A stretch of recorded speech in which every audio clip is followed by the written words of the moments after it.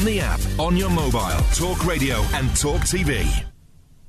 Hello, good evening to you. It's Petrie here with you until 1 o'clock tomorrow morning. And right now we're going to get into some movies.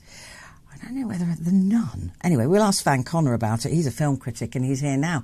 Hi. How you doing, Petrie? Always a pleasure when I see you, isn't it? Always a pleasure, Van. Never a chore. Let's have a look at some of the films, a couple of the films that you've had a look at for us. Past Lives. I wonder what that's about. So, Past Lives is, I think I would describe it as a love story on par with something like Lost in Translation. Right. So it's the feature debut of writer-director Celine Song, who has cut her teeth on TV with The Wheel of Time, the Amazon series. Oh, yeah. Big, hyper-budget fantasy series. I've not seen a single episode of it because, I very rarely get to watch TV. But... chance would be a fine thing. And this is the story of a boy and a girl from South Korea. They're their childhood first loves, and they get separated when the girl's parents, up sticks and move to the US. They take her along for the ride, and they're separated, and they reconnect years later, and then they reconnect some years after that. And it is about how their lives have changed, but also how they retain this connection between them, and it ties to this ancient belief called Inyon, the idea that people who share a connection have shared a connection in previous lives, and this is the source of their love, and this is where the movie comes from. But also in the face of how does that work when you have like a contemporary husband, So I've got a clip for you. This should set the tone rather nicely. This is Greta Lee, best known for comedies, really. Also things like The Morning Show, but I know her from comedies, rather like Sisters. She plays Hay One, famously in Sisters. I always remember her playing Hay One. This is Greta Lee's character here, Nora, describing the Inyon phenomenon. If two strangers even walk by each other in the street, and their clothes accidentally brush, because it means there must have been something between them in their past lives.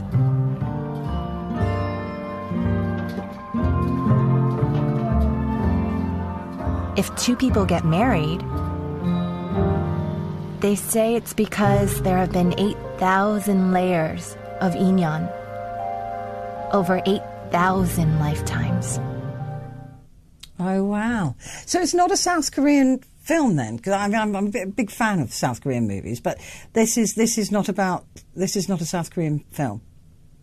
I mean, it's in part set in South Korea, but mostly set in New York as well. And there is some subtitle dialogue between the pair of them as they talk in their native tongue, etc. But a lot of it is in English. Like I say, it's very much a soft, tender love story in the vein of something like Lost in Translation. I think you'd go for this, Petrie. I think you'd be so? Quite heart-warmed. I think you'd sucker for this one. I think you might get a cheeky tear or two out of you. Reckon? I mean, I'm usually a die-hard bird. I like those movies, but I'm not a rom-com. I like you so much. Yes, I'm not a rom-commer, but this sounds interesting. The concept sounds interesting. It sounds like an interesting, story to it.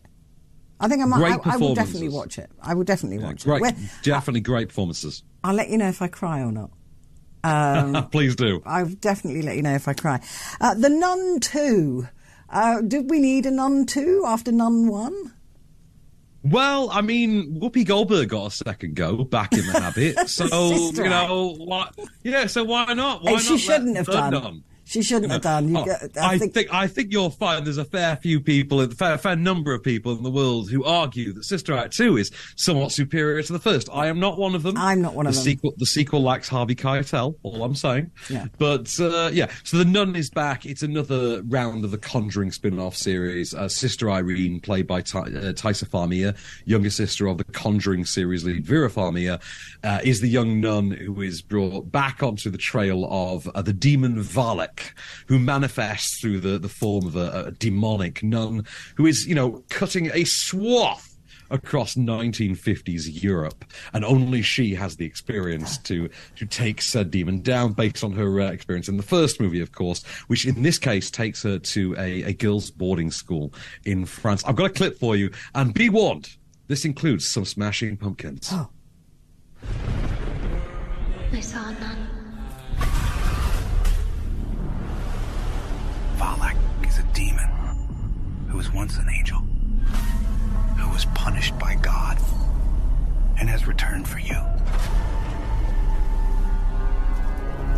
what you hold most dear.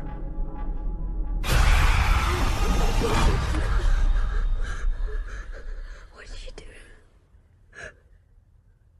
She's standing there. Is this really scary? Because I'm not good at horror movies. I hide behind cushions. I am aware of your struggle with horror movies, Petrie, and I think you'd be okay with this one. It's a good, effective, solid chiller.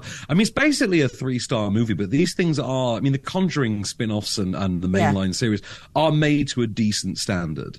This is Michael Chavez directing, who did Paranormal Activity: The Ghost Dimension and the previous Conjuring spin-off, The Curse of La Llorona. So this is made really well. The performances are good. The atmosphere is tense. It's gripping. You know, the production value is there. You know, it's got it in spades. It's a perfect, night at the pictures for, I would say a young couple that just want a good old-fashioned thrill ride. This is definitely one to see, I think. Okay. Well, I will. I'm not young, but I'll give it a go. I beg to differ. Bless your heart. The Crow. It's being remade. Why? What was wrong with the first time round? Well, you can't get sequels out of an actor who's no longer with us. I know, would be that's the short answer to that. And it's 30 years next year since the first Crow. It's 30 years since the first Crow came out. It's 30 years this year since Brandon Lee passed filming it in that very tragic accident. But it's 30 years next year since the film was out. So we're getting the reboot next year. This has been made now. It's now got a distributor. Lionsgate are going to put this out. It stars Bill Skarsgård, so Pennywise from the 2017 It, which I think was it's still the most financially successful horror movie ever. Wow. And he's our new Crow. You've got Danny Huston as the villain. They're talking about spin-offs. They're talking about a cinematic universe because it's a movie in 2023. So, of course, they're talking about spin-offs in a cinematic universe. Yeah. There are expectations on this. But, yeah, Lionsgate are putting this out. It's been a long time coming. We went through numerous iterations getting here. We almost had Jason Momoa as the Crow. That was the thing we were going to have for a while, and he was really gung-ho about it, but it just didn't happen for him. The funding wasn't there. They couldn't get it to go in time. It wound up being Bill Skarsgård. I'm a fan of Bill Skarsgård, so I think this could turn out pretty well. Well, I suppose they are looking for something that they can get to run, aren't they? So we'll see. Writers of the GameStop scandal drama Dumb Money to develop a film version of Murder, She Wrote. Really? Yes. I mean, we've tried this before. We have tried. I think it was Octavia Spencer was doing a reboot of this a few years ago, in which she wasn't even called Jessica Fletcher. It was just taking the concept and with a different character. But we are now getting a feature film version of this. And apparently it was locked before the strike. They had tapped the writers of the GameStop drama Dumb Money, which I think is out next week in the UK.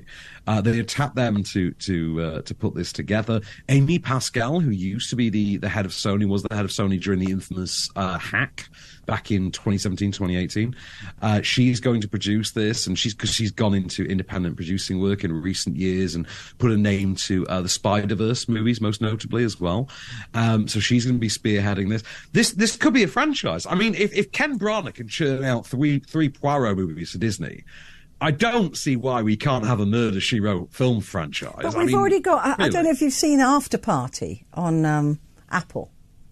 I have. That's a very... I mean, I love it. I think it's very clever and funny. But that's a sort of Murder, She Wrote, isn't it? But updated version of it, really. Get a room full of people, a closed-door murder, and, people figure out who done it. Murder, She Wrote is desperately old-fashioned. I mean, I used to love it, but it's desperately old-fashioned now, isn't it?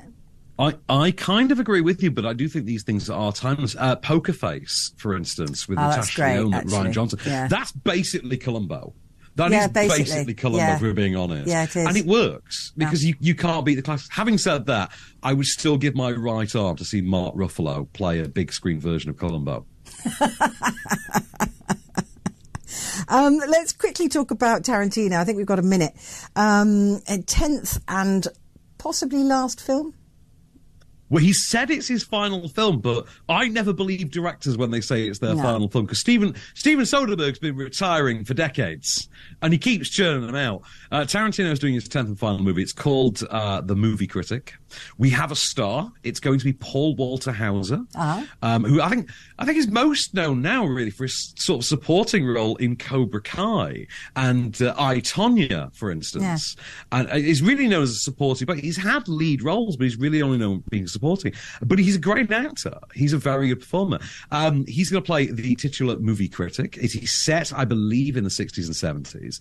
And because of the money that Tarantino is set to bring into the local economy, the California Film and Tax Credit Board have given him a $20 million tax credit to do this. They've only given one other movie that amount of money, and that's a Netflix movie. Well, I'm just, there's you know a what? bunch of movie, I'm disappointed they didn't choose you as the lead for the film critic. Thank you, Van. It is a joy, as ever, to talk to you. Thank you so much. Van Connor there, film critic. Stay with us.